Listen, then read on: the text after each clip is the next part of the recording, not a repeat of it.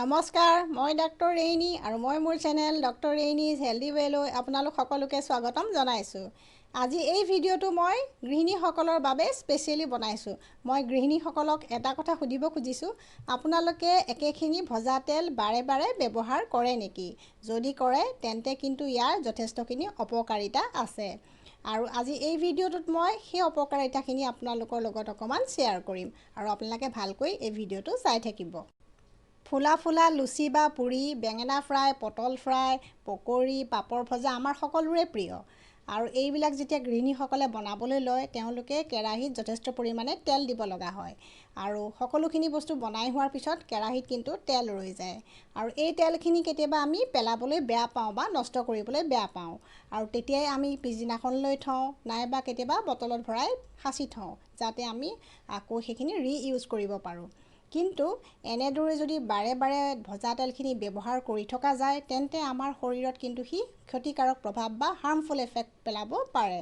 গতিকে এই harmful effect বা ক্ষতিকাৰক প্ৰভাৱসমূহ কি কি সেইখিনি মই আপোনালোকক এটা এটাকৈ কৈ যাম।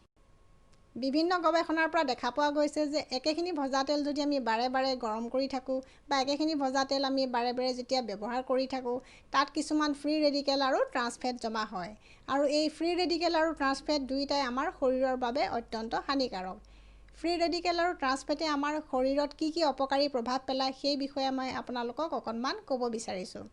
আমাৰ শৰীৰত যেতিয়া বেছিকৈ ট্ৰান্সফেট জমা হয়, সি আমাৰ শৰীৰৰ উপকাৰী HDL নামৰ কলেষ্ট্ৰলটোৰ পৰিমাণ লাহে লাহে কমাই নিয়ে।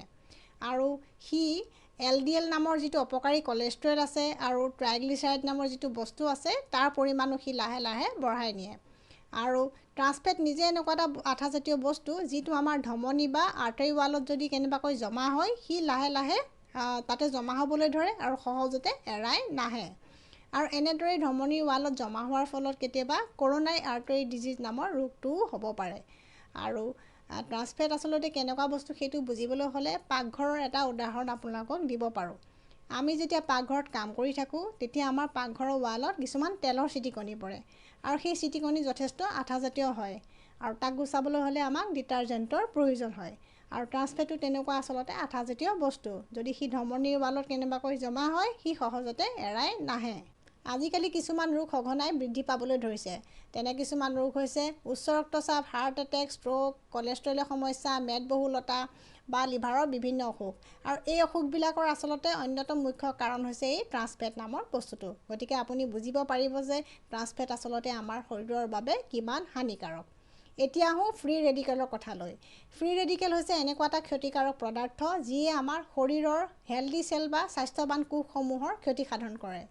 আৰু এই ফ্ৰী ৰেডিকেলে আচলতে আমাৰ শৰীৰৰ WBC নামৰ আমাৰ যিটো শ্বেতৰক্ত কণিকা আছে, তাৰো ক্ষতিসাধন কৰে। আৰু শ্বেতৰক্ত কণিকাই যিহেতু আমাৰ ইমিউনিটি বিল্ড আপ কৰাত সহায় কৰে, আৰু তাৰ যদি ক্ষতিসাধন কৰে, তেন্তে আমাৰ দেহৰ ইমিউনিটি ছিষ্টেমটোতো আমাৰ ক্ষতিসাধন হ'ব।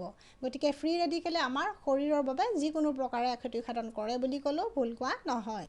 বিভিন্ন গৱেষণাৰ পৰা দেখা পোৱা গৈছে যে প্ৰত্যেকবিধ তেল গৰম কৰি থাকোঁতে এক বিশেষ উষ্ণতাত তেলবিধে এক বিশেষ প্ৰকাৰৰ ধোঁৱা এৰিবলৈ ধৰে। আৰু সেই বিশেষ উষ্ণতাটোক সেই তেলবিধৰ স্ম'ক পইণ্ট বুলি কোৱা হয়। আৰু সেই স্ম'ক পইণ্ট অৱস্থাটোত আচলতে তেলবিধ বিভাজিত হৈ কিছুমান বিষাক্ত ৰাসায়নিক পদাৰ্থৰ সৃষ্টি কৰে। আৰু সেই বিষাক্ত ৰাসায়নিক পদাৰ্থ কি কি মই ইতিমধ্যে আপোনালোকক কৈ গৈছোঁ। আৰু এবাৰ যেতিয়া তেলে স্ম'ক পইণ্ট পায়, সেই অৱস্থাৰ পিছত আচলতে তেলবিধ ব্যৱহাৰ কৰাৰ অনুপযোগী হৈ পৰে। আপোনালোকে ঘৰত যদি কিবা কিবি ভাজি থাকোঁতে আপোনাৰ তেলখিনি যদি পুৰি গৈছে বা কেতিয়াবা যদি ধোঁৱা ওলাইছে, তেন্তে আপুনি কেইটামান কথাত অলপ বিশেষভাৱে মন দিব। তেলৰ যদি ৰং পৰিৱৰ্তন হৈছে বা তেলৰ যদি গোন্ধৰ পৰিৱৰ্তন হৈছে বা তেলখিনিৰ পৰা কিবা কিবি যদি আঠা আঠা আপোনাৰ ভাৱ আহিছে, তেন্তে আপুনি সেইখিনি তেল পুনৰ ব্যৱহাৰ নকৰিব। একেখিনি ভজা তেল যদি আমি বাৰে বাৰে ব্যৱহাৰ কৰি থাকোঁ বা সেৱন কৰি থাকোঁ, তেন্তে ই নিশ্চয় আমাৰ লিভাৰৰ ক্ষতিসাধন কৰিব। গতিকে আমি এনেকুৱা ধৰণৰ লিভাৰৰ ৰোগৰ পৰা যদি নিজকে বচাই ৰাখিব বিচাৰোঁ, তেন্তে এনেকুৱা ধৰণৰ ভুল আমি কৰিব নালাগে। আমি সদায় নতুন নতুন তেল ব্যৱহাৰ কৰিব লাগে, বা আমি আগদিনাখন ব্যৱহাৰ কৰা তেল পৰাপক্ষত ব্যৱহাৰ কৰিব নালাগে। এতিয়াও বিভিন্ন ধৰণৰ গৱেষণা চলি আছে, আৰু সেইবিলাকৰ পৰা বিভিন্ন ধৰণৰ তথ্য উদ্ঘাটন হৈছে।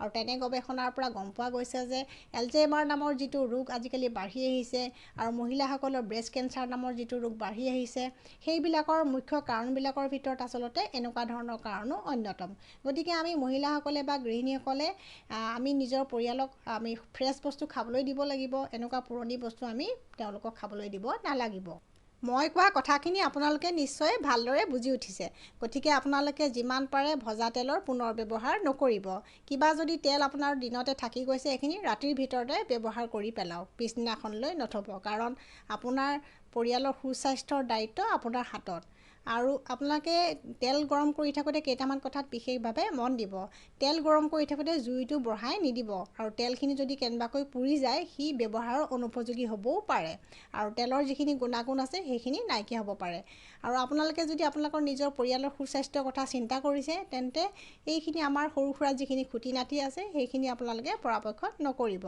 আৰু আজিৰ যদি এই ভিডিঅ'টো আপোনালোকৰ ভাল লাগিছে তেন্তে লাইক কৰিব শ্বেয়াৰ কৰিব আৰু মোৰ চেনেলটো ছাবস্ক্ৰাইব কৰিব মই যিমান পাৰোঁ মই জনাখিনি আপোনালোকৰ লগত শ্বেয়াৰ কৰিবলৈ চেষ্টা কৰিম ধন্যবাদ